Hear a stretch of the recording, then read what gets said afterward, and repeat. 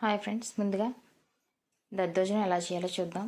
ఒక కప్పు రైస్ని తీసుకుని 2 సార్లు శుభ్రంగా కడిగేసుకుని, ఒక కప్పు రైస్కి 4 కప్పులు వాటర్ పోసుకుని కుక్కర్లో పెట్టుకుని 2 విజిల్లు వచ్చేదాకా ఉడకనివ్వాలి.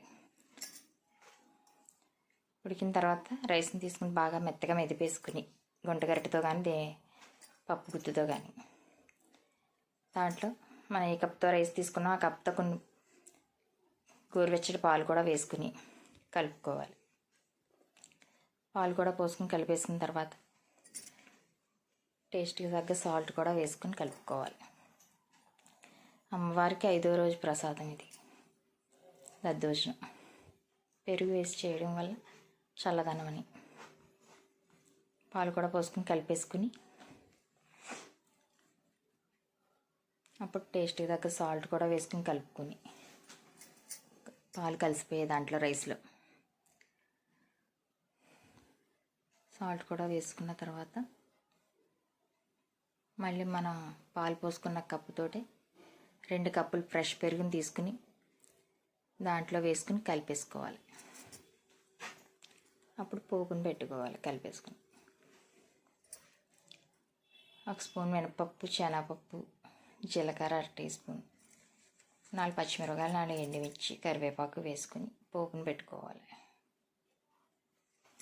పెరుగును కూడా వేసుకున్నాం. దాంట్లో కలిపేసుకుని బాగా పక్కన పెట్టుకోవాలి.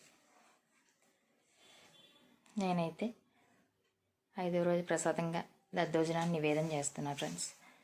మరి మీరు ఏం చేస్తున్నారో కామెంట్ చేయండి. మీరు కూడా ఇది ట్రై చేసి అమ్మవారికి నివేదన చేసి అమ్మవారి ఆశీస్సులు అందరికీ సంపూర్ణంగా కలగాలని ఆశిస్తూ ఆయిల్ పెట్టుకున్నాం. 3 స్పూన్ల ఆయిల్ వేసుకుని 1 టీ స్పూను శనగపప్పు, 1 టీ స్పూన్ మినపప్పు, 1 టీ స్పూన్ జీలకర్ర, 4 పచ్చిమిరపకాయలు, 4 ఎండుమిరపకాయలు, కరివేపాకు కూడా వేసుకుని పోపులు వేగిన తర్వాత పచ్చిమిర్చి, కరివేపాకు, ఎండుమిరపకాయలు కూడా వేసుకుని వేయించుకుని